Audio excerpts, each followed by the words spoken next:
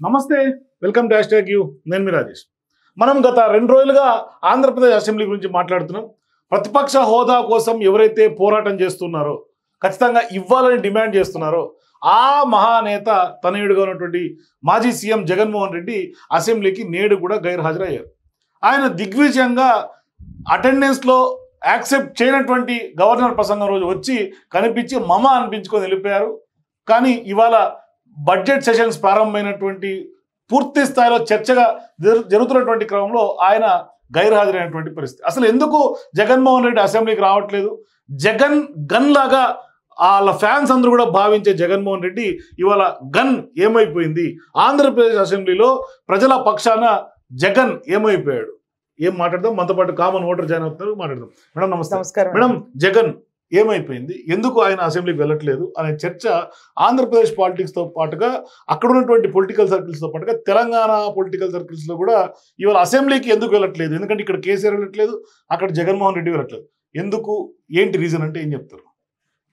నిన్న గవర్నర్ ప్రసంగం ఉన్నప్పుడు దే యాక్చువల్లీ థాట్ వెళ్తే కనుక అటెండెన్స్ కౌంట్ అయిపోతుంది, 60 రోజులు సరిపోతుందని.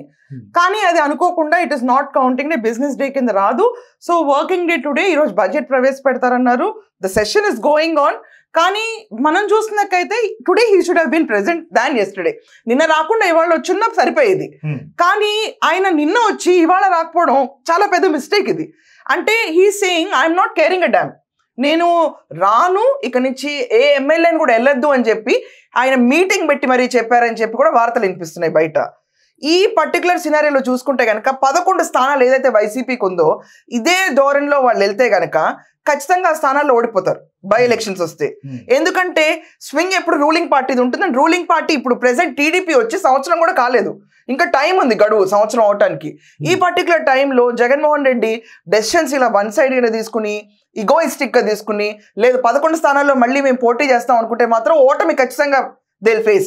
దీనివల్ల ఏమవుతుందంటే ఖచ్చితంగా వైఎస్ఆర్సీపీ రేటింగ్ పడిపోయిందని మళ్ళీ ప్రూవ్ అవుతుంది through ballot box.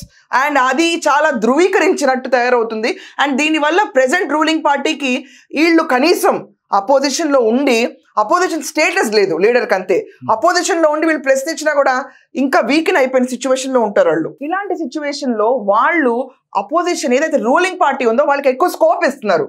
And Jaganmohan Reddy గారు మీకు ఇచ్చిన టైంని మీరు వాడుకుని అట్లీస్ట్ ప్రజల పట్ల ప్రశ్నలు సంధిస్తే ఖచ్చితంగా మీకు ఒక స్టేటస్ లేకపోయినా ప్రజల మనసులో మాత్రం స్టేటస్ వస్తుంది. అంటే ఇప్పుడు మీరు జగన్మోహన్ రెడ్డికి వైఎస్ఆర్సీపీ పార్టీకి సూచన చేస్తున్నారా? నేను ఐఎమ్ రిక్వెస్టింగ్ అపోజిషన్ ఉండాలండి, ఖచ్చితంగా ఉండాలా, ఖచ్చితంగా ఉండాలి.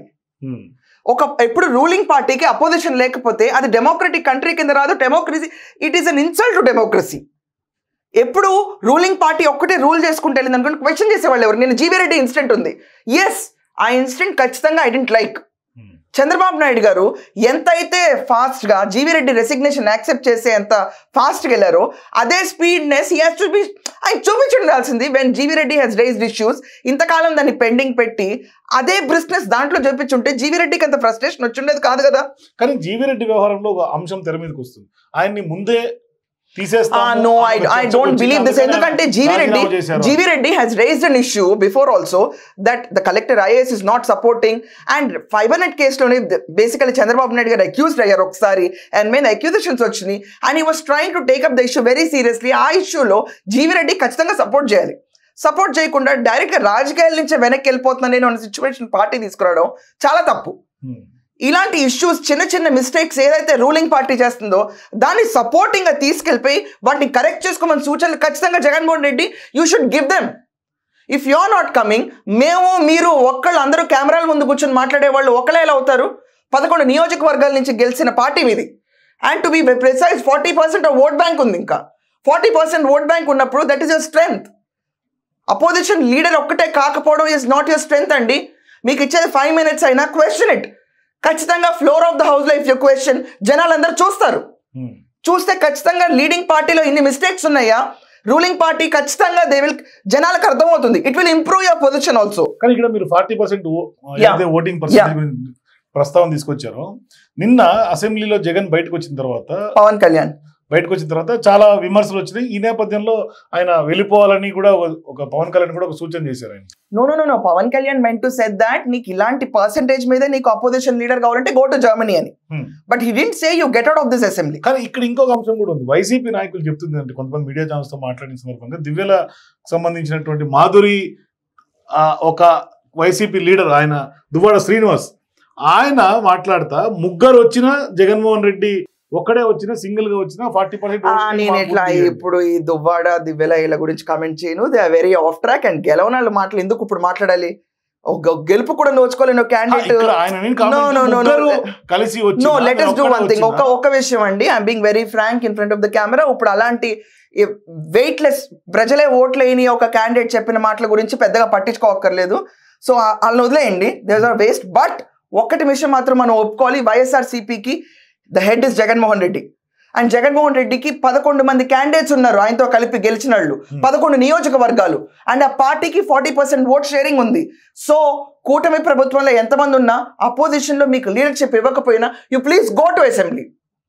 You please go to assembly and you question. If there are questions, you go and question. ఇప్పుడు మీరు మిర్చి సమస్యలు ఉన్నాయి రైతుల గురించి, వెళ్ళి క్వశ్చన్ చేయండి.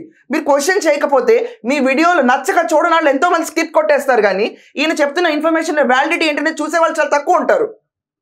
Any government to run definitely దానికి ఒక అపోజిషన్ ఉండాలి.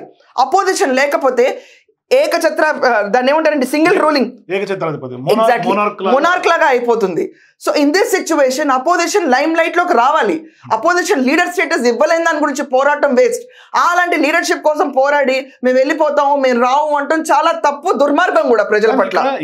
ఏమండి పార్టీ కోసం పోరాటం చేస్తున్నారు కానీ ఆయన ఒక ఎమ్మెల్యేగా ఒక ప్రధాన ప్రతిపక్ష హోదా లేనప్పటికీ ప్రధాన ప్రతిపక్ష పార్టీగా కొట్లాడొచ్చు కదా. నేను అదే అంటున్నానండి, ఆయన అసెంబ్లీకి రాకపోవడం దుర్మార్గం, వచ్చి ప్రశ్నించకపోవడం అన్యాయం. ఆయనకున్న ప్రశ్నలేవో ఖచ్చితంగా సంధించాలి. ఏమండి ఓడిపోయినా గెలిచినా ఒకళ్ళు ఓడతారు ఒకళ్ళు గెలుస్తారు, ఇది ఎప్పుడు జరిగేది. Time is not always same. But opposition లేకుండా అసెంబ్లీ రన్ అవటం అనేది చాలా బాగాలేదు. అండ్ మళ్ళీ ఎలక్షన్స్కి వెళ్తే ఇప్పుడున్న స్ప్రీలో ఖచ్చితంగా చూసుకుంటే మాత్రం ఓడిపోయే సూచనలు ఎక్కువ ఉన్నాయి. అప్పుడు అది ఇంకా డిమోరలైజ్ అవుతుంది క్యాడర్ అంతటికి. అంటే ఇప్పుడు మీ ఉద్దేశం ప్రకారం ఇంకా ఎప్పటికీ అసెంబ్లీ రారనుకుంటున్నారు. ఆయన చెప్పారంట ఎమ్మెల్యేలు అందరినీ వెళ్ళకూడదు ఇంకా మనం వెళ్ళము అని చెప్పి, అది వినికిడిగా ఉన్న వార్తలు మాత్రమే. కానీ ఇఫ్ దిస్ ఇస్ ఫ్యాక్ట్ ఇది చాలా బ్యాడ్ మూవ్ నా దృష్టిలో. బికాస్ 11 నియోజకవర్గాల జనాలు 40%, ఈ రెండే గుర్తుంచుకోండి. ఈ రెండే గుర్తుంచుకుని Jaganmohan Reddy go to the assembly. So ఎవరైతే 40% మంది ఓటు వేసారో వాళ్ళకి న్యాయం చేయడానికి respect the vote is given to you. మీకు వేసిన ఓటు వేసిన ప్రతి ఒక్కళ్ళని మర్యాద ఇచ్చి గౌరవించి అసెంబ్లీకి వెళ్ళి ప్రశ్నించండి. ప్రశ్నలు లేకపోయినా అటెండెన్స్ ఎంచుకునండి. అసలు ఏమీ చేయకుండా కూర్చుంటే ఒక చిన్న మాట అండి, ఇప్పుడు మనం ఫార్ చేయట్లేదు నెగిటివ్ చేయట్లేదు ఈ వీడియో ఎవరికి నచ్చని వాళ్ళు చూడరండి ఈ వీడియోని. అలాగే జగన్మోహన్ రెడ్డి కొన్ని ఛానల్స్కి ఇస్తూ ఉంటాడు ఇంటర్వ్యూస్, నచ్చలేదు అనుకోండి చూడలేదు అనుకోండి, అరే అపోజిషన్ ఏం ప్రశ్నిస్తుంది అనేది కూడా తెలియదు కదా జనాలకి. అన్లెస్ ఈ goes to the floor of the house అవి ఖచ్చితంగా మ్యాండేటరీగా జనాలు చూస్తారు, it will be on records. But ఇలా వెళ్ళిపోవడం వల్ల ధైర్యం లేక రావట్లేదని కొంతమంది, ప్రశ్నలు లేక రావట్లేదని కొంతమంది, వంకలు చూసుకుని రావట్లేదని కొంతమంది, చాలా రకాల విమర్శలు ఫేస్ అవుతారు. సో ఉప ఎన్నికలు వస్తాయని భయంతో వెళ్ళడం కొంతమంది. సో ఇవన్నీ పక్కన పెట్టడానికి it's high time Jaganmohan Reddy come to assembly. If you not coming to assembly ఖచ్చితంగా రేపు వచ్చి మళ్ళీ క్వశ్చన్ చేయడానికి రైట్ కోల్పోతున్నారు. పబ్లిక్ ముందు ప్రెస్ ముందు క్వశ్చన్ చేసినంత మాత్రం ఆ క్వశ్చన్ కి స్టాండింగ్ అనేది ఎప్పుడూ ఉండదు. అసెంబ్లీలో ప్రశ్నిస్తేనే they will be having some weight. అసెంబ్లీలో మీకు ఒక table chair you got it because మీ నియోజకవర్గాల్లో జనాలు ఓట్లేశారు, అది కూడా మీ సిద్ధాంతాలను నమ్మి. 40% మంది ఓట్ షేర్ ఏదైతే మీకు ఉందో ఆ 40% ఓట్ షేర్ మీ సిద్ధాంతాలు నమ్మనాళ్ళు ఎవరు ఓట్లేరు కదండి. వాళ్ళని గౌరవించన్నా go to the assembly and give an opposition a tight fight, give the ruling party a tight fight and let them correct if there are mistakes. Okay, this is what I wanted to tell. Thank you andi. So ఇది ఖచ్చితంగా జగన్మోహన్ రెడ్డి అట్లాగే YSRCP party నాయకులు ఇది ఒక సూచనలో తీసుకొని ఖచ్చితంగా ప్రజల కోసం ప్రజల తరఫున ప్రజల పక్షాన అసెంబ్లీలో కొట్లాడాలని ప్రజలు కోరుకుంటున్నారు ఆంధ్రప్రదేశ్ ప్రజలు. మరి చూద్దాం జగన్మోహన్ రెడ్డి ఇకైనా దీన్ని ఒక పాజిటివ్ మూవ్ కింద తీసుకొని ఆయన ఏమన్నా జగన్మోహన్ రెడ్డి అసెంబ్లీకి వెళ్ళాలని ఏమన్నా ఆయనలో ఒక మార్పు వస్తుందా, నిజంగా జగన్ మారుతాడని మీకు అనిపిస్తే మీ అభిప్రాయాల కింద కామెంట్స్ తెలియజేయండి. For more videos please watch #.